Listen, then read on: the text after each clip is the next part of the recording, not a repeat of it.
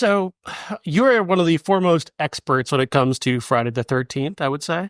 Well, I mean, I don't know, like worldwide, but I do know my shit. Yeah. I tend to know my shit because it's my favorite franchise. And you've had, so we're talking about Friday the 13th part For the final chapter. Which is not the final chapter in any way. No. There was like 6 more. And then Freddy versus Jason. Mm-hmm.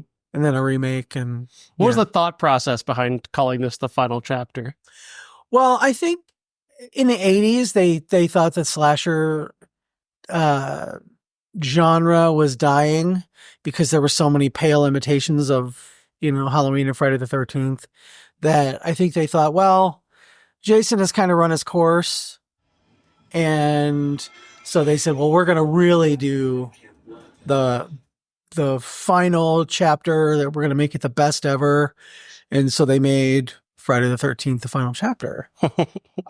Which had box office grosses dropped, or not a little bit, but not enough, that because they keep relatively low budgets. Oh yeah, very, very low budgets. The first Friday the 13th, I think the budget was $300,000, and it just like raked in money left and right. Oh yeah. Which is why they did part 2. I mean, before home video, just in theatrical, that movie did $25 million. Yeah. And then, part 2 was another blockbuster, which is why they brought Jason back. Yeah. I mean, we don't even know what the numbers are in terms of the, video rentals, because horror has always been the biggest genre when it comes to video rental. Oh yeah. Yeah. It's, I mean, everybody, like, whenever they're, do you know who Joe Russo is? Yeah. The producer. He always jokingly says on social media, whenever they talk about how well a horror movie did, he's like, oh my God, is horror back? And it never left. I think in this year, 2024, when we're recording this, I think that basically showed how horror has carried the entire industry for an entire year. I think most people who say that are our age and remember the 90s when horror was at a nadir prior to Scream. But he's being sarcastic, right. But we're like, there's so many people that are, every time, a horror movie comes out, oh God, another horror movie. And then it does gangbusters and they're like, holy shit, it's saving theaters. So I think the guy who should be laughing all the time is Robert Shea. I mean, he ran an entire company on horror movies for a very long time. Well, they called New Line Cinema the house that Freddy built. Yeah. Because, I think they'd done a couple movies before that, but once Nightmare on Elm Street came out, of course, horror is also responsible for the Weinsteins, but that's a whole other thing. Yeah. An entirely different type of horror. Exactly. I think also that, you had this movie, Friday the 13th, the final chapter, came out, and then several months after that comes out is A Nightmare on Elm Street, which revitalizes the horror genre and the slasher genre, especially, which is what led to Friday the 13th: A New Beginning, which we will be talking about next year at some point. Which actually, next year is its 40th anniversary. They waited 1 year after the final chapter. Well, box office had sort of waned for the Friday the 13th movies, and they didn't expect this one to do even as much as part 3. Mm-hmm. And it, was huge, in part because of the quality of it. I think, this was a step above most of the slasher movies that came out up to 1984, which had wildly varying quality, and they were all holiday movie, Mother's Day and Graduation Day and Happy Birthday to Me, et cetera, et cetera, et cetera. And all had, some had actually actors who went on to have sustainable careers with, actual talent, and some had Vanna White, who, to her credit, has made a whole career, so out of something different. Mm-hmm. So really quickly, right now we are at the part of the movie where they are they've told the legend of Jason, and now we're picking up exactly where part 3 left off. And one of the things that I think really kind of makes this movie, kind of sets it off on the best path, is the fact that it's filmed in the same location as part 3 at this movie ranch that they would film stuff at, including porno. I think I talked about that on the last one. But the attention to detail is, it just kind of sets it off on the right tone. One thing that this is assaulting my eyes. Can you tell me what's going on with the look of this? Is this like an HD transfer, or and so it's exposing it a little bit in terms of the because obviously they shot this on film, and it looks odd. It looks almost like I can't even begin to describe it, like a handheld video today. Well, I mean, that part of it is they are when they were filming it, they were going for a little more of the, evidence mishandling. Sorry, picking up an axe with your bare hands. Olivia Benson would never. No, I mean, this is. It kind of looks like an 80s episode of Doctor Who. Well, keep in mind, because my TV tends to get dark, I switched to dynamic mode so we could see what was going on. So that's partly what you're saying. But it is an HD transfer from film. And one of the things that I noticed with some of the Paramount movies, which this was at the time, they somehow took out all the grain from film. Oh, I missed the grain in some spots. Others, there's quite a bit of grain. It just depends on the quality of where they filmed it and whatever. I admire the continuity that they were going for, and how they were like, we're going to send Jason off in a really good manner. And I love the jump scares in this one. This is great. Like right. One of the things they did with the look of Jason is they wanted to make it like the Jason from part 1 grew up. And in part 2, his look was wildly different. He had hair and a beard, and, his face was misshapen in a little different way. Yeah. Part 3 was actually 2 different makeups, one by Stan Winston and then one by, it's escaping me now, but 2 completely different makeups in that movie, and they only ended up using one. And now this was Kevin Yeager, who did the look of Freddy, was part of this crew. And they went back before Tom Savini came back to do all the kills and whatever. But before they hired Tom Savini and got him on board, Kevin Yeager had already designed the look of Jason to be from part 1. So, I appreciate that. He's got long, dirty fingernails. Like, he has never learned how to clip them. In part 2, you see Warrington Gillette's hand or Steve Dash's hand, and he's got perfectly cut nails. So it's adding a little bit of realism to Jason. So the choice to put the camera on top of Jason here is an interesting one. It's like the opposite of the killer's point of view. That guy's from Police Academy. Yeah, I know him. Yeah, he was smaller. That's what I'm talking about. This movie, the casting and the writing is a little better. They flesh out some of the people. His manner is very comic. He's playing this very comically. Oh yeah, he's a comical character. That's why he's talking about fucking corpses and setting his sandwich on top of Jason. Now, who is Jason this time? Was that the same actor? No, this is Ted White, who is a veteran stuntman. He came into it. This was when it didn't really matter. There was no acting involved really. But because Ted White had been in the industry for so long, he was very physical, and he kind of knew he was the definitive Jason to me before Kane Hodder came on and later installments. The great thing about the mask, is that you can put just about anybody behind it as long as they, fill it out well. Yeah. Whereas, again, you can't replace Robert Englund because that makeup is, as great as that makeup covers him up, it's still his physicality and his face is still so much a part of it. Yeah, and that's what they kind of thought, oh, he's just a mask. It doesn't matter who's behind it. And then Kane Hodder comes along in part 7 and takes over the role with his physicality, and it just kind of snowballs from there. But Ted White was the first of the ones who was really a little elevated stuntman, in my opinion. So I really like, this is my favorite Jason. So, and he's just like, and why they don't have him in a cooler yet? They're sitting with Jason as the back of their couch.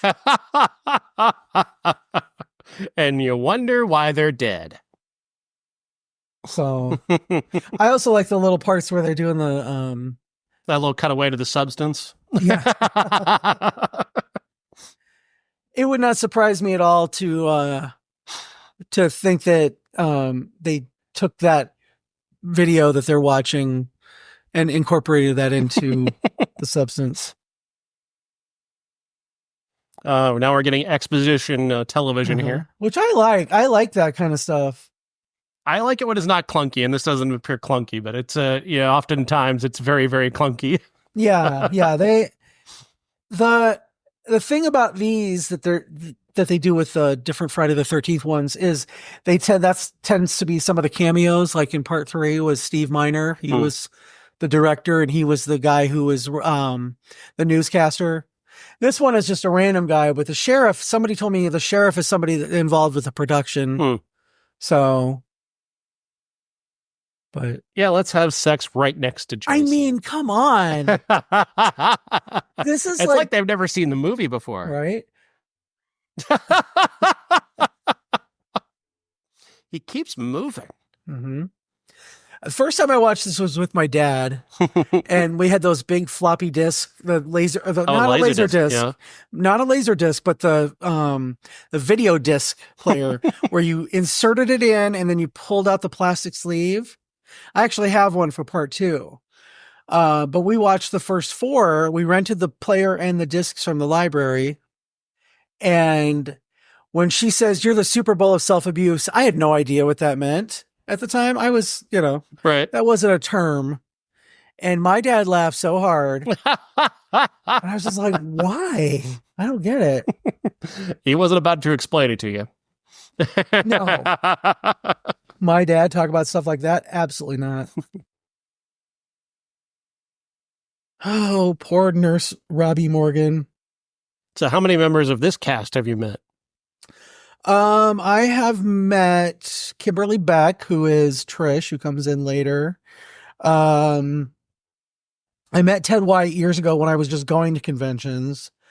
Who else have I met from this one? Have you met Crispin Glover? Oh, I wish. I want him to sign my poster. Judy Aronson. I did a convention with her last year. She's really cool. She was really, really nice. She got one of my posters from me. Yeah, I know he's watching The Substance. If you're not seeing The Substance, working out is a big part of it. Yeah. Workout videos, Jane Fonda style. Oh! Yeah, the old hacksaw to the throat and head twist. Hey, you got to loosen up the neck. You can't turn it all the way around until you've cut a little bit, and then you can twist it all the way off. So Fackler's gone. I'm going to miss Fackler. He's a good guy. Why I've retained the name of his characters from Police Academy, I have no idea. Couldn't tell you. I could not have the told things you. We choose to remember, our brains just retain for no good reason. Yep. But yet I don't remember why I walked into a room. See, I think that the Friday the 13th movies are kind of the perfect Gen X horror movies. Because there's, Gen X is so diverse or was so diverse. Now everybody's a Republican. But there, and these movies kind of mirror that with the different groups of people. You've got the nerd and the computer nerd, and Tommy, who's into the horror stuff, and his sister, who's like a sweet kind of popular girl. Mm-hmm. Now I should talk about the house in this one. Okay. The Jarvis house is in Thousand Oaks, California, I believe, and so much stuff has been filmed here. There was Porn. Well, I don't know about that, but it's a very popular house location. There was at least a couple episodes of Entourage were here. Did you ever see the show This Is Us? Yeah. This is where Chrissy Metz and the other guy got married. A friend and I tried to find. Is that an exciting Easter egg for you when you're watching This Is Us? Always. I was actually, a friend and I were trying to find this place, and you put in the address. I don't think that's the actual address that's on the internet. Mm-hmm. But like I talked about last time when I was at the store, this location where they're driving is just in Beverly Hills. And I took a photo of one of the locations when I was looking for part 5 locations, which is just right up the hill from this. Here comes our cannon fodder. Yes. Lawrence Monason and Crispin Glover. Lawrence Monason's been in a bunch of stuff. He was in The Last American Virgin. He's the star of that. He was in And the Band Played On, about AIDS. Crispin Glover, obviously, is George McFly, and the creepy guy from Charlie's Angels, among other things.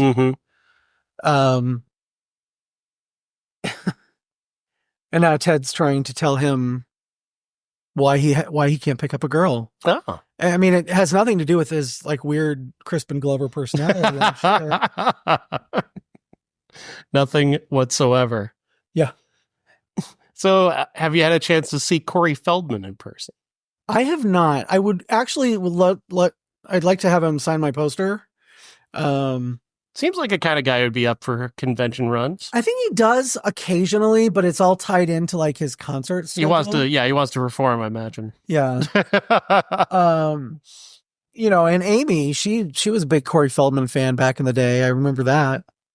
The Coreys. Which it's funny to think that when this movie was being filmed, he was one of the hottest actors in Hollywood. He was in The Goonies and The Burbs and Stand By Me. Stand By Me. Yeah. He was in all of those movies at the time. And and here we have, so we're representing that they have a New Jersey license plate. This is filmed in California. This is filmed, in the Valley, and in the hills, but they're still pretending it's in New Jersey. And we get a look at Mrs. Voorhees' headstone, which the original movie came out in 1980, but according to this, it was 1979 when it took place. Mm-hmm. So, and she was only 49 years old when she died, she looked a lot older. She did. But that was the 80s when ever like teenagers looked 40. Yeah, like we're older than the cast of the Golden Girls. Yeah, I know. Well, some of them. I think I'm older than Rue McClanahan was. So.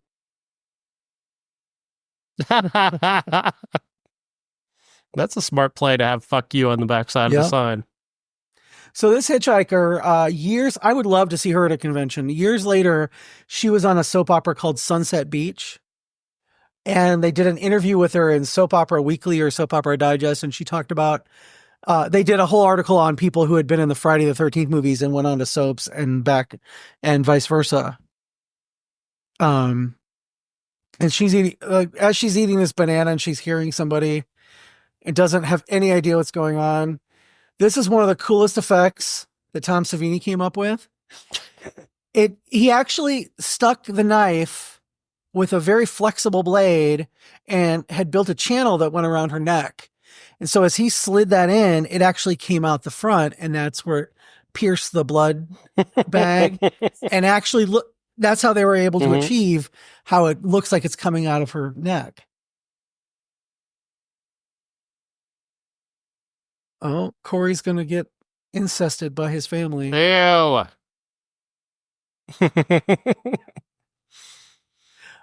So as they're pulling up to this house that's across the way from the Jarvis house, that house was built for the production.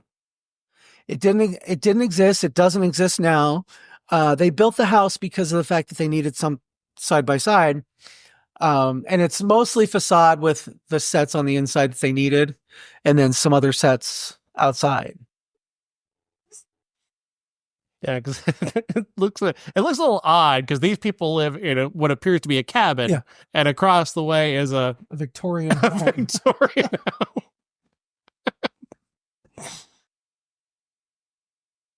home. We've got Judy Aronson. She plays Samantha. Peter Barton, who I have heard stories from some of my Hollywood friends that would curl your hair, but I'm not going to tell them on a podcast. I don't know if this is I don't know if this is just a weird tangent, but Coors has always been yellow to me. And here they've got them in red boxes for some reason. That's weird to me. I don't know. I don't know why that makes sense. I don't know. I've always been fascinated by the way, kind of brands have their own particular color scheme, and red is not a color I associate with Coors. No, I don't know if it's just the time. Maybe it just could be the time. Yeah. Or if it was like a regional thing. Coors branding is a relatively recent thing too. Yeah. Yeah. Strict adherence, that is. It's true. Now, the conversations that the girls have together, Samantha and Sarah, this is what kind of lends a little bit for me of the realness of them. Yeah. Because they're having conversations that are actual conversations and not just, no, they're not passing the Bechdel test. Because they're talking about men. Any means whatsoever. However. Who wrote the screenplay? I think that was Joseph Zito was part of it. He's the director, but I think he wrote part of it too. Do we know Joseph Zito from anything else? He did a movie called The Prowler. I don't know if you ever saw that movie. That was also Tom Savini did the effects for that movie as well. And it's about a World War II veteran who comes back and kills people because he got a Dear John letter from his dear Rosemary. Yeah. Who left him. So the name Zito sounds familiar. Yeah.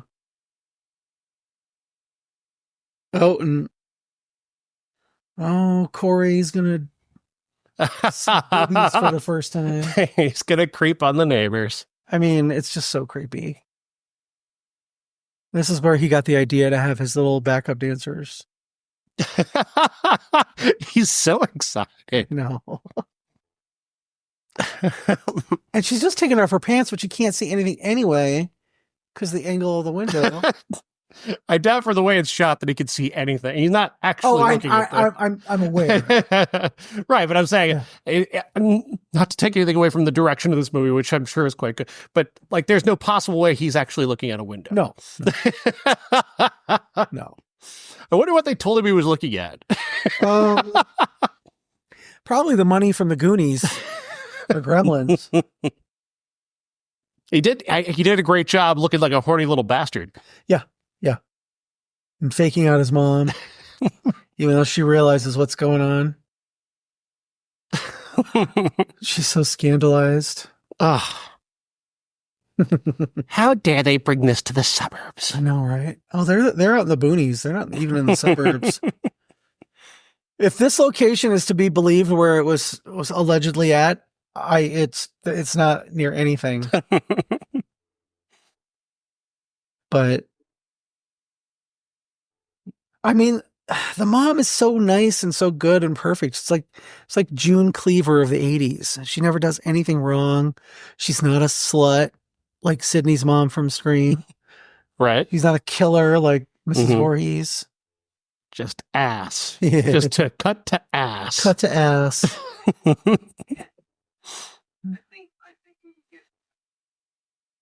And Crispin Glover dressed like it's winter in Iowa. Just every button. He's done every button. Yeah. Who dresses like this? Crispin Glover probably still does.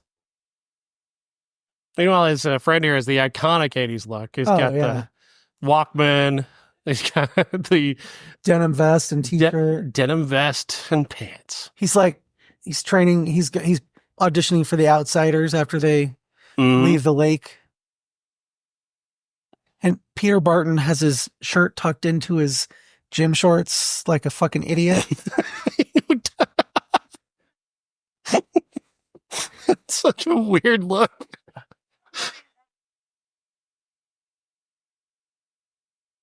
And why is she wearing heels with socks in the woods?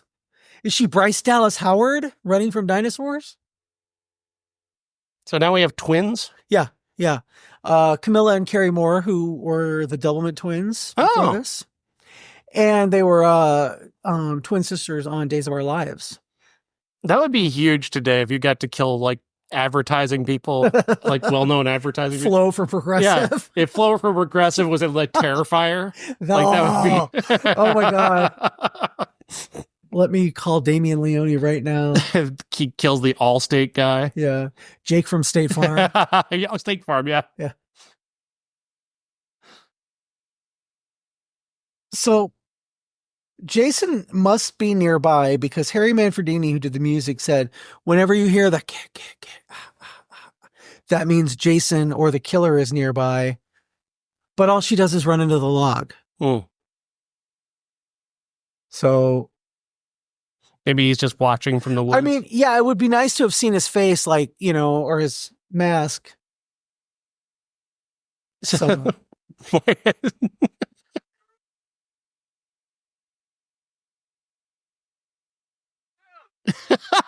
such a dork. And can you imagine swinging on that rope like that naked? No, thank you. Right up the bunger. He went ass first right into that water. Yeah. This girl's just going to get completely naked. Just, okay, no, they all are. Okay. Well, he said skinny dip. Yeah. Okay. He yelled skinny dip and... Oh, no. Uh-oh. Oh, this isn't good. Oh, no. The dog is horny. He is going after the teens. Oh, no, Corey. No, don't do it, Corey. You got to use the rope, man. Come on. Yeah, I mean, like, ow. Like, he literally does it again, and he just got a butt full of pond water. If Jason doesn't kill him, like, E. coli will. Oh, no. Uh-oh. Corey's looking at Lawrence Monison's butt. Oh, no, I guess it's the twins. Kimberly Beck, who plays Trosh, is super, super nice. Is she? That's good. She's very nice.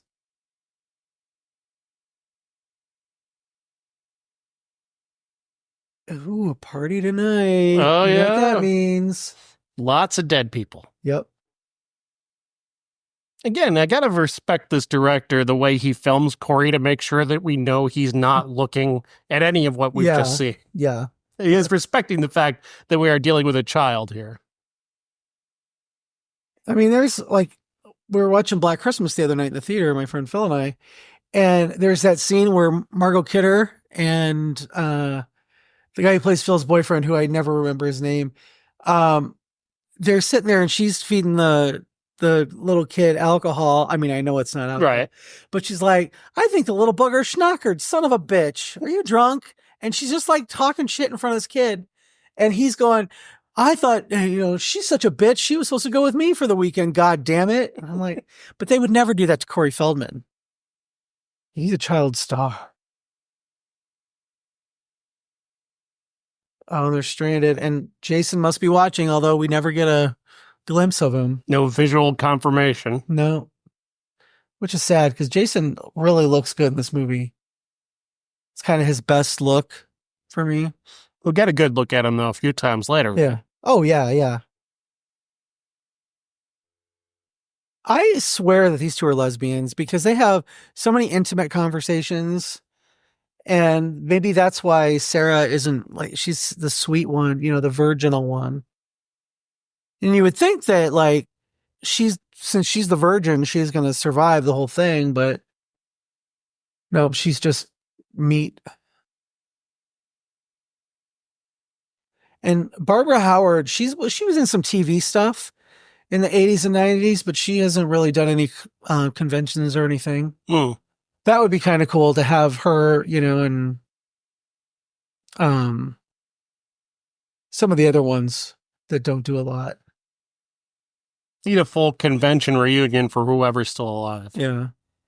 Well, so next year in 2025, allegedly, I don't know if it's just a big Part 5 reunion, but there's going to be a couple of those. According to Melanie Kinnaman, who I'm friends with on Facebook, she's been teasing some stuff that's coming up for the 40th anniversary. So I'm kind of hoping that they do, some nearby ones that I can participate in. Jason is watching. We do have visual confirmation of his boots. Yes. These boots are made for killing. One of these days, these boots are going to stomp all over you. Oh no, they're stranded. Jason's coming. Oh, they're dead. No, not Jason. Who's this guy? That's Rob Dyer. His sister was killed by Jason. Oh. Now he says my sister Sandra in Part 2, which took place 2 days before. There was a character named Sandra. So there's a little bit of somebody stepped out and watched the movie before. Yeah. There's a little bit of controversy about whether he meant that Sandra or another Sandra, because Jason has allegedly been killing for years now.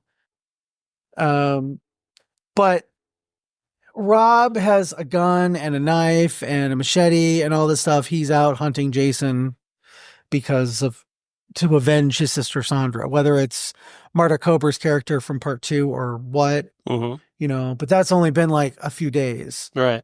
So technically, if Part 2 took place on Friday the 13th, then Part 3 would have taken place on Saturday the 14th or Sunday the 15th. And this one, at least is like Tuesday or Wednesday. Well, yeah, who doesn't party on a Tuesday?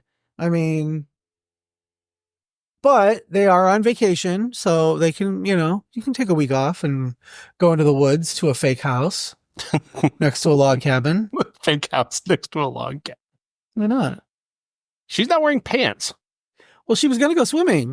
She's wearing a bathing suit underneath. She was going to go swimming until they, came upon all the naked bodies. Mm-hmm. Which, I mean, if she was a cool sister, she would have just let Tommy go skinny dipping too. And this gets me every time. What's that? He drags this poor hitchhiker up to his room. Like, what the fuck, sexually precocious Tommy Jarvis? Hey, strange person we just picked up on the road. Come on up to my bedroom. And he is named Tommy, after Tom Savini. And he's supposed to be a makeup prodigy, which is why you have all these masks that he's allegedly built. Oh. Or customized, like he did the one while he was playing Zaxxon. And now he's going to scare the hell out of Rob, the Jason Hunter.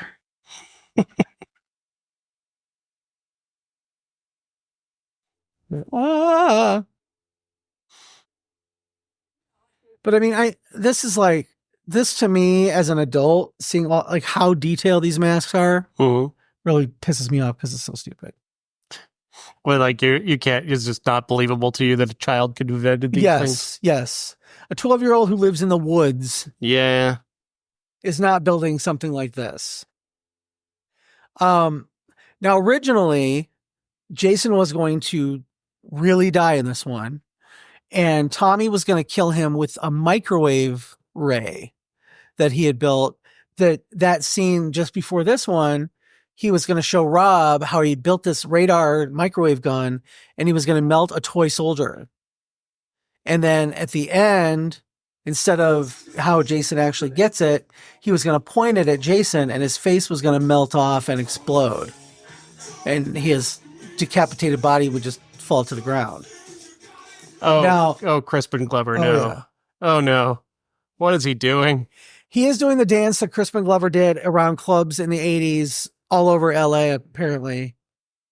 Wow. And originally, this song that they're using was not this. He was dancing to Back in Black by AC/DC. Yeah, they couldn't afford that. So they wrote this song specifically for it. This knockoff Quiet Riot that we're listening to right now. Yeah, apparently that's what he would do on the weekends. He would go to clubs and dance like that. So. Right. Yeah. It's no one. I mean, really, why did anybody think he was weird? No, I have no idea. No idea whatsoever. Crispin Glover, for those who don't know, he's kind of like, if you recall what Joaquin Phoenix did a few years ago, that was kind of what his Crispin Glover's reputation was for many years. Yeah, Crispin Glover. He did these weird appearances on Letterman way before anybody else. Oh yeah. He was one of Dave's favorite guests because he would do this weird performance, Andy Kaufman's kind of thing. Letterman loved to have that last guest of the night be just somebody who was just odd and if there was any way to do that today, or such a self-conscious play, I don't think people would go for it today. But yeah, that would have been something that went viral all the time, like him and Harmony Korine. Yeah, I mean, the only person that does it kind of now, and not even to this level, is sometimes you'll get somebody like Ariana Grande who will go on SNL or Jimmy Fallon and do impressions and just be weird, not what you expect her to be. But it's not a thing anymore, where there's a really strange guy. Yeah, I feel like our culture has kind of forced those people out of being weird. Yeah. Forced them into little corners, especially celebrities. So celebrity doesn't want to come off as being odd because then they won't get hired. Right. The only exception I feel, and she only does it as like a relatable thing, is Jennifer Lawrence, just to show how normal and relatable she is. But, they're not going to fuck. That means that she's not going to die. I mean, she doesn't seem like she's necessarily a virgin, but she does seem like the nice girl. So. Oh, he's undone a button. Oh my gosh. Wow. He's loosening up. That dance really got him going. Right? Oh. This is what happens when he has a little bit of weed. You just get that top button opens up. Yep.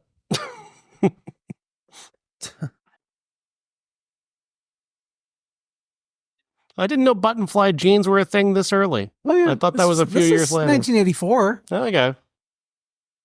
I mean, I remember having button fly jeans in 1982. Really? Yeah. Oh, I wanted them so bad because the cutest boy in school, Brady Smith, had them. Not that Brady Smith. Which we were a few years ago, we were trying to figure out if this kid had died because he was got into drugs in like 7th and 8th grade. So we were trying to figure out if he died, but you cannot Google the name Brady Smith. No. Because the football player. So. Oh, you could just cut the tension with a knife because one of the twins is going to fuck Sam's boyfriend. Oh, goodness. Poor Sam. I know. Now, does he kill the twins at the same time? Because that should have been. No. Now, see, how do you not take advantage of that? You've got to kill the twins at the same time. Well, in these movies, it's all about isolation, like Mhm. isolating people. You know, I mean, Sam's going off on her own to go skinny dipping in the middle of the night in the freezing water. So, what does that tell you? Which is a choice. That's a Mhm. choice. So, about Sam scene, I mean, this is a 40-some-year-old movie. We're not spoiling anything. This is a commentary literally for you to listen to while you watch the movie. Yes. Sam's death scene, which is coming up, was filmed in absolutely frigid water to the point where Judy Aronson was getting hypothermia. And Ted White was also in the water and saw her turning blue because she's nude in a raft. And he saw her turning blue and said, I'm not doing this anymore. I will quit the production if you don't get her warmed up. And so they did. The same year Apollonia nearly dies on the set of from the same thing. Yeah. On the set of Purple Rain. You know, so these movies are done in a way that the actors, because they're just meat, they're not given any sort of consideration whatsoever. You know, and I mean, it's bad enough that she's going out by herself skinny dipping in the middle of the night. Yeah, kind of. What's the point of going skinny dipping alone? That seems like a at least a group or couples thing to do. Yeah. What's the kink? There's no kink in going by yourself. Well, I honestly think it was just because they probably came up with ideas on how to kill people, and that was wouldn't it be fun if they got her from underneath in a raft? And I think that's where I think there's that. I think there's maybe there's got to be like a cut scene where she's like trying to taunt her boyfriend, like. Well, that's what she's doing now. You know, she knows that he's not there, but Paul, is that you? You know, okay, I'm going to go by myself. So she's dead. She's about to die. Oh yeah, sure. Yeah. I mean, these are horror movie rules. She is shown her breasts, she will die. Well, and she talks about how she's, you know, she's just kind of loose. She'll do whatever she wants sexually. So Jason has to kill her. Because Jason is a social conservative, as we've always talked about. Yes. Except he lives his truth. You know, like he's not going to shame you. He's just going to end you. He's like what Matt Walsh or Ben Shapiro dream about, being able to kill liberal women. Kill women who won't sleep with them. Yes.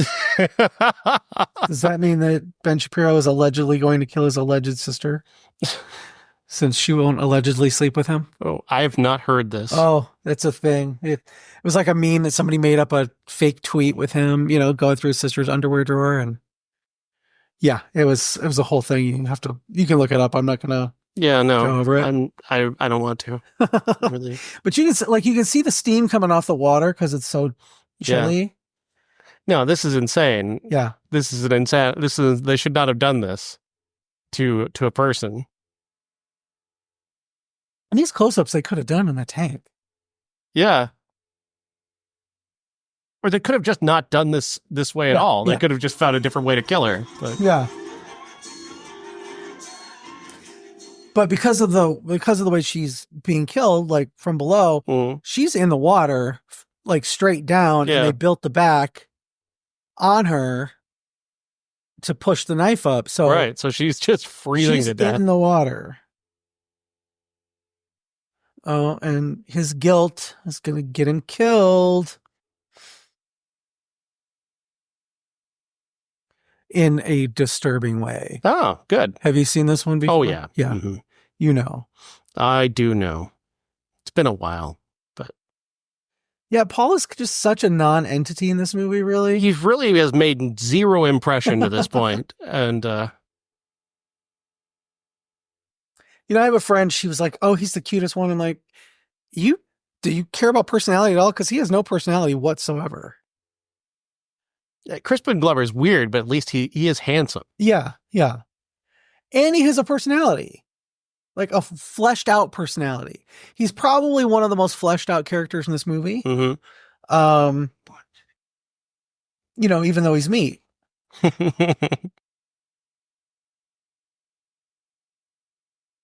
And the fact that the twins are, they just want to get railed.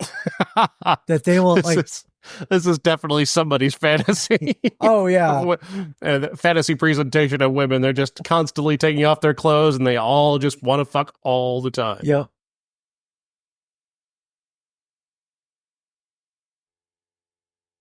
And I really loved their characters on Days of Our Lives. They were part of the ISA with Shane Donovan, and it was just the whole thing. They were just so involved that I was like, oh, I just love that Friday the 13th people are on my soap opera. Yeah, no, rat face. You're not getting anything.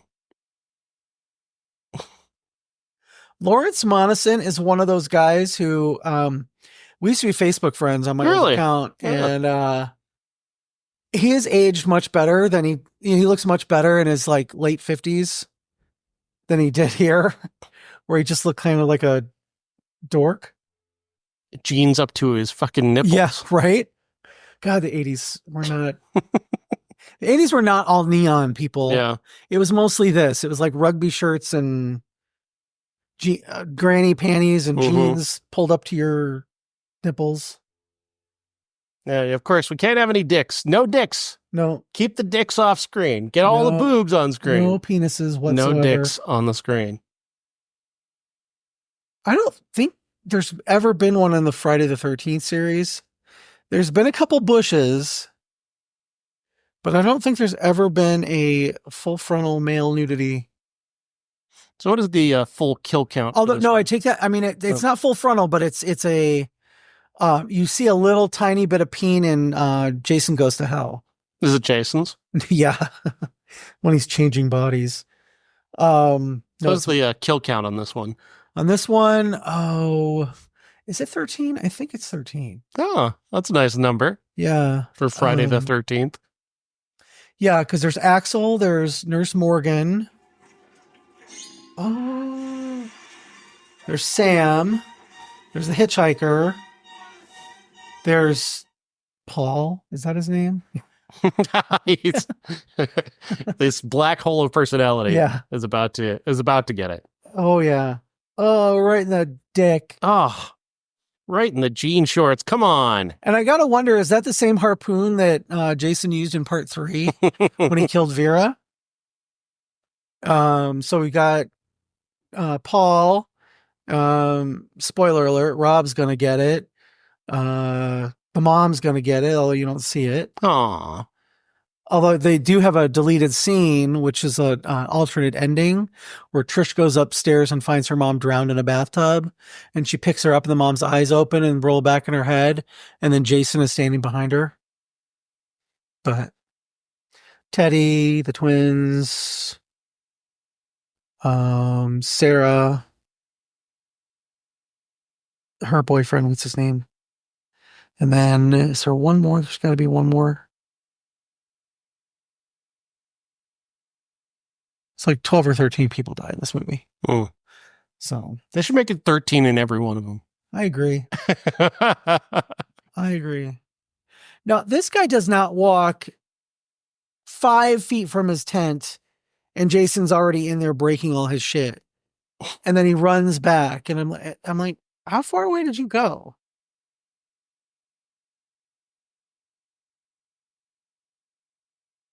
R.I.P. Eric Anderson, who died this year. Oh, that's too bad. In real life.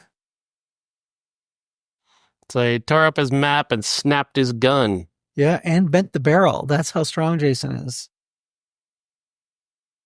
Dang. You could still use it to bludgeon him with, I guess. Yeah. Stab him with that broken piece, maybe? Yeah, there you go. Gotta be innovative when you're trying to fight Jason. Mm-hmm.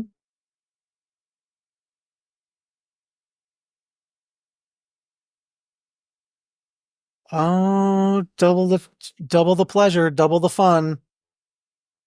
She could totally bring the other twin up and they could both tag team him, If this was Pornhub, right? not a very well made bed. Allegedly, that was not real. Allegedly, that just happened. That they didn't plan that, but they just went with it. Oh yes, early 1900s porn. And Teddy's just watching it with the other two. It's like, That is something that I've just never understood is men who get together to watch pornography. yeah, That is weird. It's a very weird situation to me. yeah.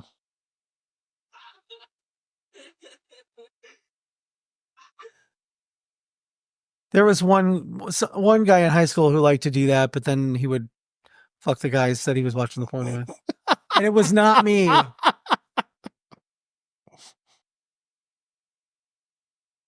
Hey, I don't care. The bed's broken. Yeah, we're going right? for it. We're in it now. We're gonna finish this.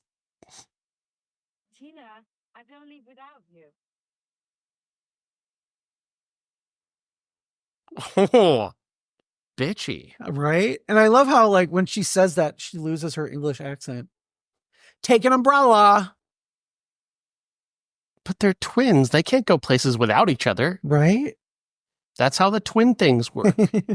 How will we know she's a twin if she's alone? Right? And I want to know, do they have that weird twin language? Well, like, will she know that her sister's killed? Right? Is she gonna like feel it in her gut when she dies? I'm gonna say the missed opportunity for me here is to have them both on bicycles and beheaded as they're riding away from Jason. Yep. Or the way Terry gets it here, you could do a double impalement. Fair point.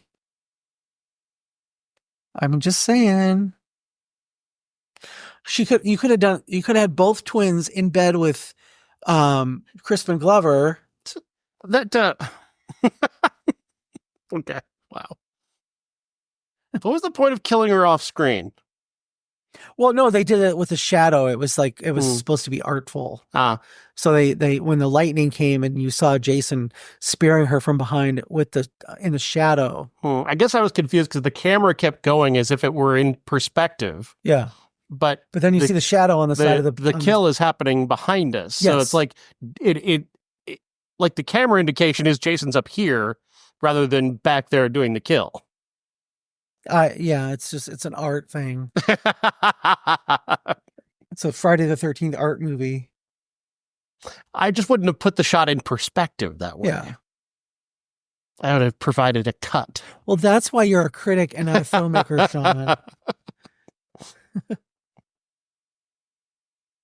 I'll leave you two guys here to watch your porn. Yeah. Give each other a quick hand job. Lawrence Monason can be Peter Barton's fluffer. I mean, I'm pretty sure Lawrence Monason is gay, which is why he's in such good shape in his 50s. But Hmm. oh, mom's home from a run and she's not completely soaked in the rain.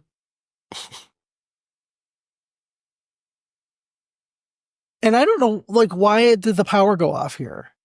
Jason didn't cut it, did he? So it's a storm. Why didn't the power go off across the street?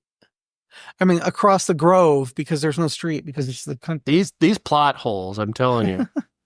Yes, I'm worried about plot holes in a Friday the 13th movie.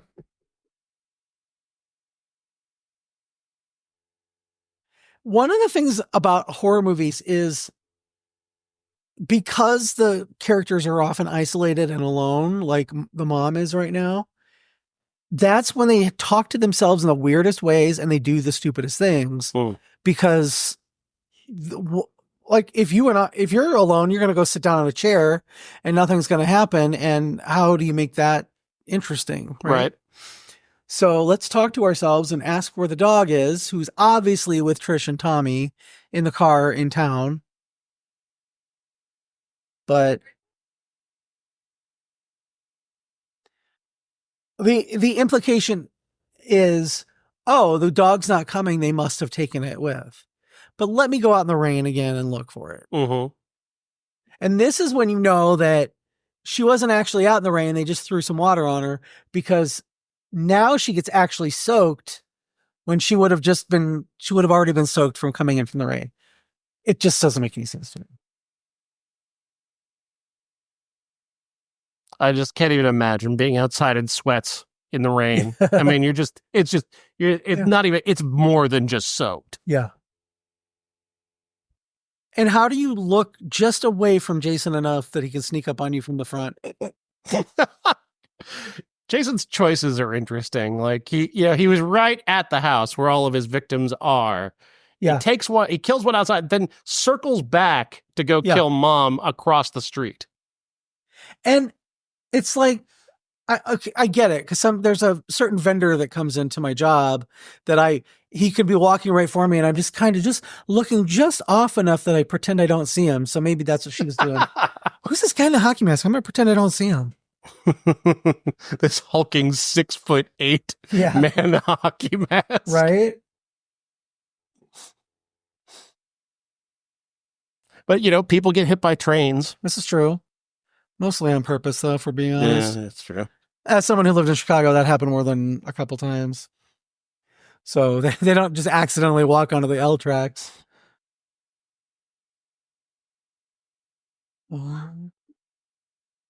This is what we call filler. Uh-huh. Because we're just walking around in the dark doing the same thing we just did in the last scene.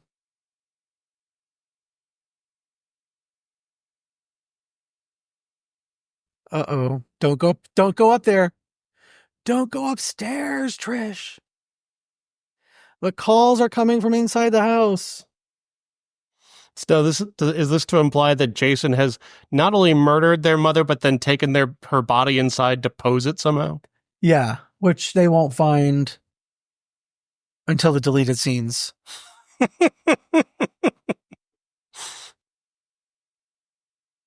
Yeah, you stay here by yourself, Tommy. I'm going to run out my shirt dress into the rain. Shirt dresses were a thing. Yes. I don't know why they were a thing, but in the 80s, those were a thing. But why can't she at least put a raincoat on or carry an umbrella? At least Terry, when she got speared into the house, she was wearing a raincoat. Who spends this much time worrying about where somebody they live with is? I mean, if I've got home and my mom wasn't home, I just assume she went somewhere. Or she was still dead. I mean, if you came home now and you're wondering where your mom is, Sean, right? But I'm saying, like, if I was a kid and I came home and my mom wasn't home, I'd be like, "Oh, she must have went somewhere." Right? But like, she's wondering, "Mom, where are you? Oh my God, it's an emergency. I haven't seen you in the 10 seconds I've been home." Right? Sit down on the couch and wait for her to come home. The lights aren't on. Maybe she's in the shed getting the lights back on, like you told Tommy to do. I don't know. Uh-oh. Is Jason going to get Trish in the tent? Oh, totally. Absolutely. There's no question. Oh, no. It's totally not Rob. And let's cut a hole in my fucking tent instead of just walking up to the front. Oh, right. I have a machete in my hand. Yeah. I'm sorry.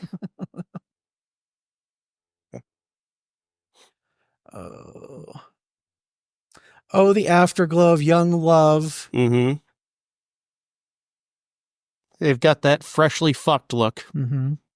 Well, except she's just kind of slutty and he's in love now. She's just like, I just want to get some.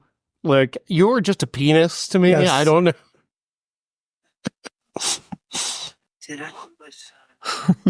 Sorry, Jimbo. You're a life support system for a cock.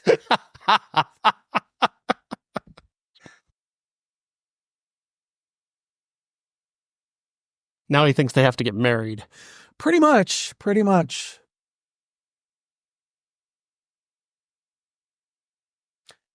But first he's going to go brag to Teddy. I mean, wouldn't you? Obviously. I fucked the Doublemint twin. Leah Thompson must be so pissed right now. Meanwhile, her sister is just outside, speared to the wall. Mm-hmm. And all she said was, take an umbrella. Yep. No twin intuition, though. She has no idea her sister's dead. No. Oh, yam tits there on the screen. They are still watching pornography. Well, just Teddy all by himself. Oh, snarky. Look at the granny pants I just got. So he just got laid with the woman that he thought is so hot, brought her underwear down that look like they're all ripped and ratty. And now he's going to drink wine with his friend. Yeah, men are weird. Jason is not having this. No, Jason's totally going to murder all of these people Yeah. for this.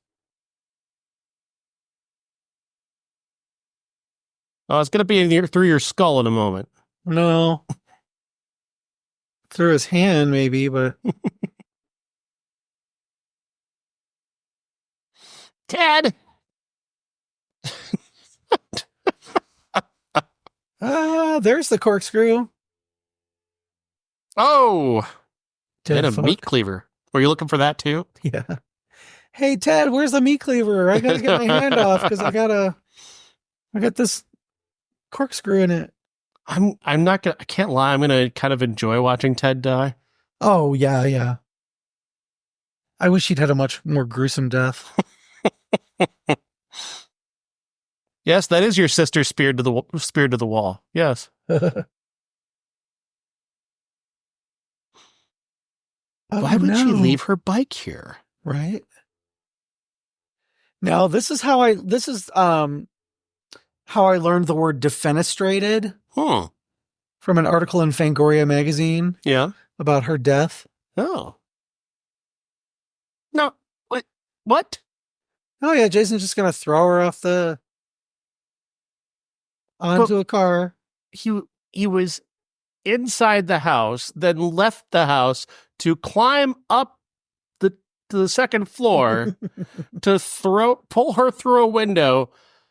There seems like Jason doesn't have a great deal of critical thinking. No. He's more about being creative with his kills. He's an artist. Yes. Oh, this is the scene where, the exposition dump of who Jason is, in case you haven't seen the other 3 movies. And so he's showing Trish these articles that they cut out of the newspaper. Mm-hmm. What I want to know is, and you'll see it a little later, where do they get in part 5, where do they get the headshot of Jason for the newspaper? Tommy's at the house all by himself because my mom's dead in a bathtub upstairs, but we don't know that yet.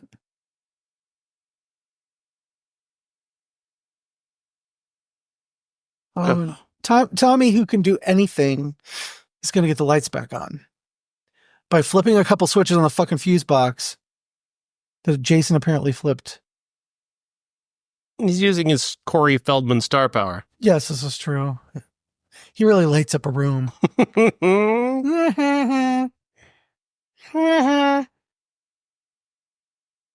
Corey Feldman dressed like every 10-year-old in Yes. 1984. Yeah. Oh, that haircut. My goodness. Way too many of us had that haircut. I didn't. I never had a bowl cut. You did. You had a pretty epic bowl cut. Oh. I don't know what you're talking about. There's no evidence of that whatsoever. I have photos. Good luck finding that. I have photos. No, you don't. No one does. I'm the archivist of our family. Oh, they're naked. And we have another shower scene. Yep. They're slow loving.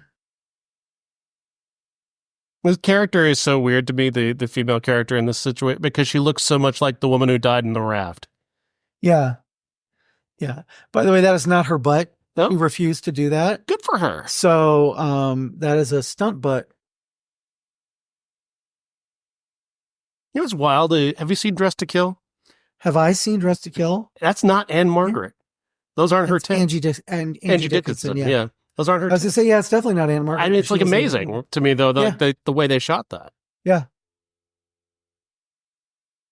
Margaret Qualley as well is wearing prosthetics Yeah.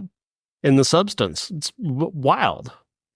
Well, and the fact that we can do a Dress to Kill show sometime, and I'll tell you how I first saw Dress to Kill. Your parents were involved, but the thing about stunt butts and things like that, or they think that's you, even though it's not. They, everybody thinks Angie Dickinson has reddish pubes because.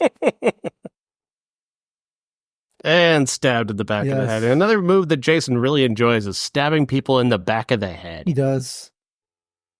He's just showing off how strong he is. Right. But now he's also had to climb down from the second floor of the house and then go back inside to kill. Why would you not put Ted's kill before hers? Well, maybe they were edited. I don't know. I just gotta say, logically, it just is just. But then you've got the mom too getting killed the way she did. It's just he's all out of whack, Jason. Again, it's just the art of killing. He's like Michael Myers, where Michael likes to grab all the bodies and carry them and pose them in different places. Oh, Jason does that too, especially in this one. He has a real thing for railroad spikes in this one, which you'll see soon. But it's like, where's he getting them all? And how's he putting people up with railroad spikes and nobody hears it? Just questions. Yeah. Plot holes. Well, a person was literally pulled through a window and no one noticed. And how big is this house? Thrown so far onto they a crashed. car, they crashed the windows open and nobody heard. Not a one person was like, yeah, hey, what was that? Well, the one was watching pornography and the other one was, in the shower. So I guess it makes sense. Uh-oh. How did Ted not notice that his friend got killed, though? That's what I don't understand. Like, that must be some really, really chronic shit that he's smoking. Because, I mean, Ted, I don't get it. This is the scene where we get our first close-up of Jason in the movie, and it's too short for me. Mm-hmm. Because an hour and 8 minutes into the movie. Because the mask looks so great in this one. Yeah, it's totally her, dude. Oh, yeah, he thinks it's Paul who's been speared through the nuts an hour ago. Mm.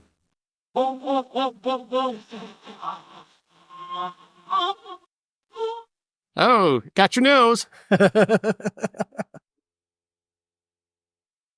So originally when I Peter Barton is MAGA and I don't like him. Oh. Originally, when I did the Friday the 13th Part 4 poster for the show that I was going to be at with Judy Aronson, I made him alive, but then I saw some of his social media and I was like, nope. So I put his death scene on my poster. Nice. And a certain cast member who saw that absolutely died because they hate him too.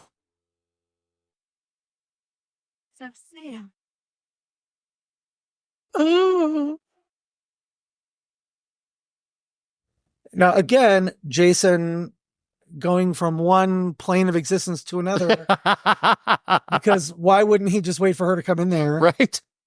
Where is he now? Now he's outside again. He kills the guy in the bathroom and then goes outside to then come back inside to axe her in the chest through the door. Yeah, now that you're saying this, I don't want to watch this movie anymore. I'm just kidding. I'm totally kidding. I'm sorry, I'm nitpicking. But... No, it's totally fine. Because they're pickable nits. They are very pickable. Did they just break the window? They broke the door. Why? What I just realized is, Here's another weird perspective shot again. Is Yeah. that Jason? yeah, Jason's stayed outside now. He's going to make sure they can't make any phone calls out. Oh, you wouldn't want to call the cops on this guy who cannot be killed. Right? Lord knows he's got this practical mind that he doesn't want the cops to show up. Exactly. He's always been very concerned about. Like, he wouldn't kill all the cops that came anyway. It's just more people to kill, Jason. Isn't that what you want? More people to kill? What is it that he wants? He's never had a motive, has he? His motive was revenge for his mother's death. Hmm. Just like her motive was revenge for her son's death. They just keep going back and forth, and they could just meet in the middle somewhere in purgatory or wherever.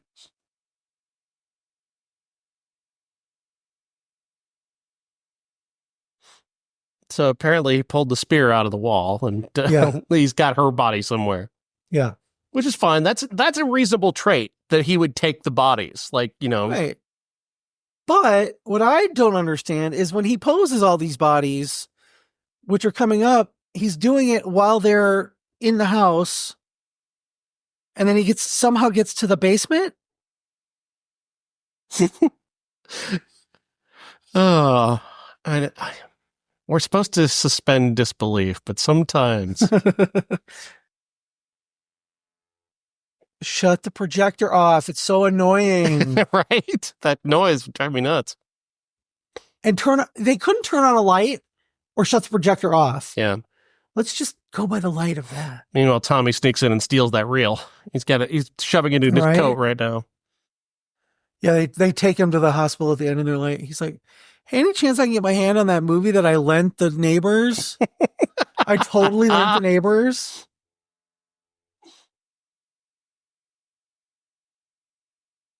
I'm going to go in the basement. Which makes no sense at all. Yeah, well, let's go look for these people who are supposed to be here In the in the basement. basement.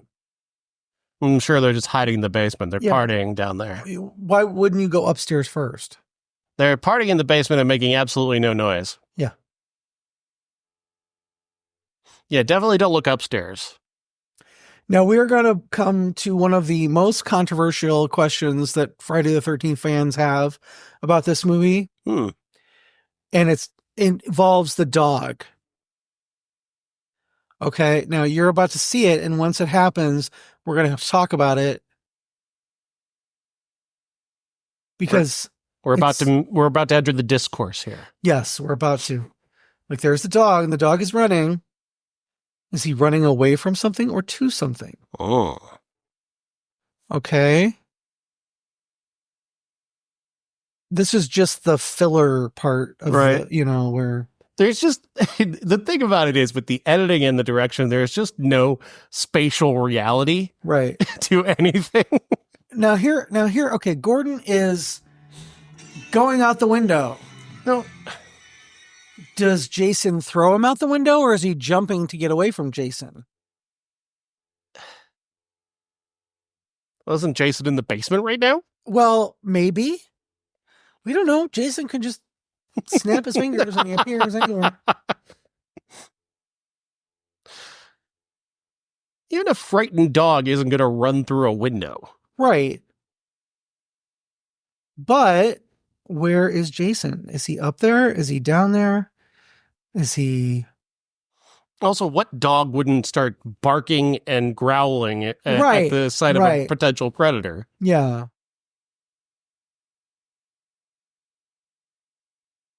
Yeah, no, now we get... This is going to be big, you guys. We get Jason, an artist rendition of Jason as a child, which is going to give Tommy some ideas that they stole from her too. Where's all this steam coming from? Hey, you left the shower running? Oh, that's so irresponsible. Mhm.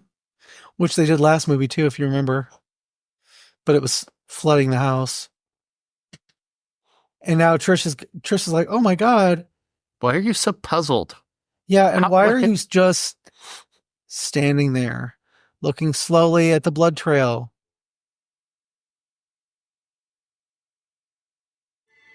Uh-oh. Railroad spike. He hung him up with a railroad spike and nobody heard it. He's just saving this meal for later. Yeah. Drying out the meat to make jerky. Doug jerky. And now Jason's in the basement. Yeah, how? Was he there the whole time? That makes me wonder, did the dog fly out? The dog was just bored and just wanted to throw itself through a window, like you do. Uh-oh, not a garden harrow. No, yeah, just stand there. No, she's gonna stand there and make Stand there and sure watch. she sees all of it. Yeah, no, keep standing there. Yep. Run, Trish, run. Again, just Stand there, just stand there. what are you even looking at now? Why are you going back in the basement? You know he's dead. It couldn't possibly be any more dead. Like his head is over here and his body is, And Jason's down there. What are you doing? Yeah, also, Jason, would have to still... What is Jason doing right now? He went back under the stairs. Yeah. Why did he go back under the stairs? Yeah. He saw that Wes Craven movie, The People All Under right, the Stairs. And he went, I'm just going to Oh. go back under these stairs and here. but he took time to pose the bodies. So he pulls her off the car. Yeah. And he pins Jimmy up with railroad spikes again. What does it all mean? So instead of just pushing past And the also, body. when? Yeah. So instead of pushing past the body, she breaks open the kitchen window. Or she could have just stepped over the twin. Yeah. Just laying there. Yeah.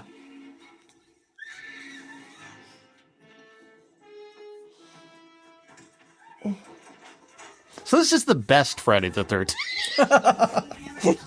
I'm saying, when we're not talking over it, the acting is best. The kills are the best. Jason looks the best. It has the best ending. I feel like I would have noticed the lack of spatial reality, even if we weren't talking over it. Well, I'm not saying that it's perfect. Move, Jimmy. See, you could do it, Trish. Just push down. Grab the shoulders and push down. It's just tendons. There again.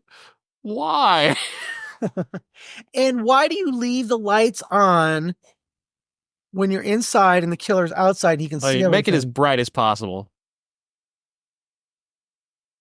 So he went to the basement, grabbed that guy, brought him up the stairs, ran him across the lawn, and threw him through a window. Now- and then she still checks to see if he's okay. Now, here's the thing, too. We just watched Jason walk out of the house Without a body. without a body. So I just thought turned about that. He just turned around oh shit, I forgot. Let me go grab, I'm going to step over Jimmy. I'm going to go get Rob because that's more meaningful. I'll go get Rob, even though I don't know it's more meaningful. Yeah. You could have just picked, Jimmy's right there. Just pick Right. up Jimmy. You throw him through the window. Yep. Oh. Am I ruining this for you? No, not at all. Okay. I feel like what Bob did to me with Drive. No, I will still watch this twice a year. And sometimes I will just watch from here, the last act of it, just because I love the way Jason looks and the physicality. But sometimes I fall asleep to this. It's one of my comfort movies. It's something because I don't have to pay attention to it because I've seen it so many times. Yeah. And they're just sitting there. Come on. Go out the window. Well, Jason can fly though, so it's done. This is true. Jason can snap his fingers and be somewhere else. Why can't he just snap his fingers and come through on the other side of the wall? I think what he does is we can't see it, and they didn't provide a sound effect to tell us he's doing it. He wiggles his nose like Samantha. Yes. Now she gets Not my computer.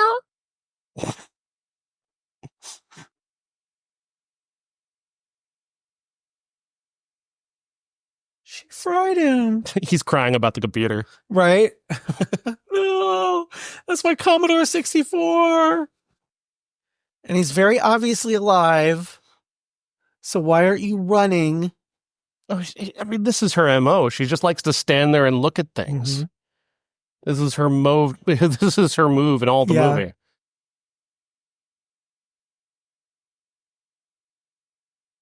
Let's see. How he's about 6'8", and I just gotta get a mental picture of him for later. You know. Yeah. Yep. Just keep an eye on him. I think as long as you look at him, he can't move. Right? And move a lot faster than that, Trish, because this is what's going to happen. He's got an axe in his dead hand, which isn't dead anymore.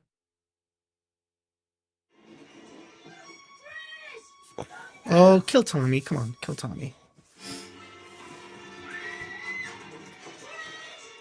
Now, why Tommy doesn't grab the axe out of the wall? Don't know. Jason does run, people. Jason does not just walk. That's he's a zombie. He's literally running across it. See, she can jump over the body. You did it. Why couldn't you have done it before?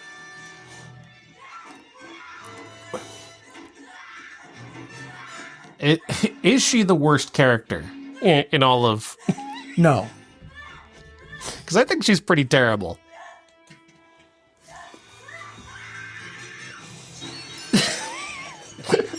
I mean, Well, if the dog can do it, why can't I? Right? Oh, she's regretting that shirt dress now, though. Well, she's regretting the Oh, fact crash pad. that the stunt person jumped out of the window and flew off. Because then when they cut to her, she has to be showing her little undies too. Oh, I can't even imagine wearing those boots in that weather. You imagine all the rain that's just going in Yep. those boots.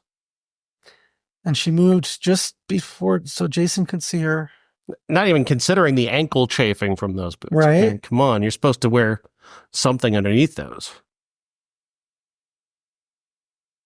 He shaves his head quicker than anybody else I've ever seen, and with a full head of hair. Why? Because he's going to psych Jason out like Ginny did in part 2. I got an idea. I think if I make the guy look if I make myself look like him, he can't kill me. Right. That is a perfectly reasonable logic. Yep. Jesus Christ. Just She does know and he's got no hair off of it yet.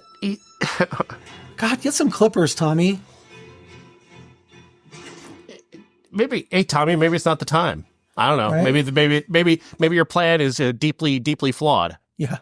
I do love that where she gets him right between the fingers. Ah, God, that's all. He's got a lady bick. Well, he lives with 2 women and he doesn't shave yet. What do you expect? You're right. Logic is solid on that one. Now, one of the things I like about this, because I thought it was going to be the final chapter and it was the end of Jason, they really like beat the shit out of him, and they cut him between the fingers on the wrists. They hack his wrist pretty badly so he can't use it. And suddenly he's bald. So perfectly bald in a way that you could never possibly be. I shaved my head today and I have stubble that is not perfectly shiny like that. He somehow ran into a 1920s barber with a fucking razor. Now, fun fact, Corey Feldman did want to shave his head for this, but because he was filming other stuff, he couldn't. So they did Love the commitment, kid. Yeah, they did a bald cap. Not very well, Tom Savini. Sorry. Oh my God, it's me. Yeah, right? Yeah, he's not very smart, Jason. I get that, No. but why would looking at himself as a child stop his murderous rampage? Yeah.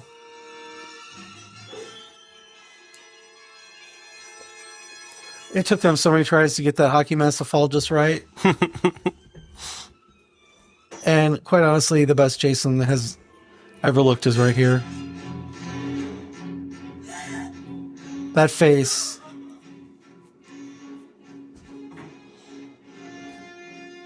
Now, back in the 80s, when people would be deformed like that, Uh-huh. they were evil and stuff. And now you see people with like a little bit of a lazy eye or whatever. And you're like, oh my God, I feel so bad and I can't say anything bad about them. And then if somebody looked like Jason, forget it. Now, originally I told you they were going to microwave his head off, Uh-huh. and then they were going to cut his head off, but they said, no, we can't cut his head off just in case we decide to bring him back. So that's why he just got the machete through the side of his head. I wonder if it was weird for Corey Feldman to cut off a guy's head who looks exactly like Chunk. Maybe.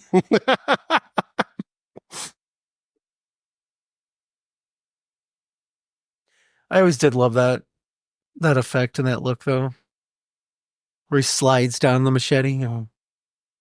He's still moving.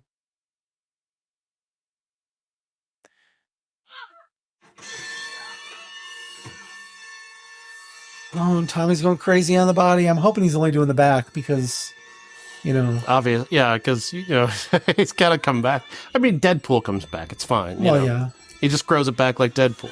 What if Jason was a mutant from the X-Men universe? Oh my God, you solved it. Maybe that's why.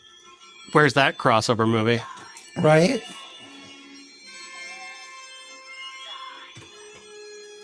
He had 104 fever while he was shooting this, by the way. I think that's really funny. On top of everything else that was happening to him behind the scenes, I imagine. Yeah. Was Michael Jackson on set? Oh. Because that would be creepy. Oh, we got discount Tom Skerritt here. Yeah, they couldn't afford his fee for Mealy. We've got Tom Skerritt at home. Yeah.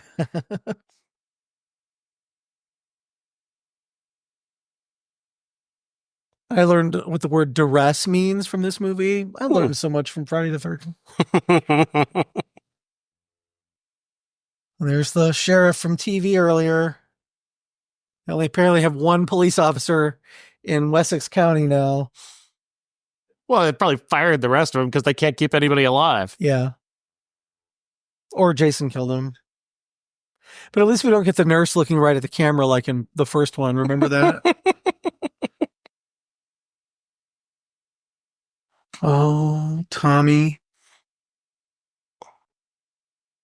No wonder he became Jace. You missed a spot on the back, kid. That's what I feel like whenever if I miss a strip when I'm shaving my head. Uh-oh. Is he crazy? Thus ends another final episode of Friday the 13th.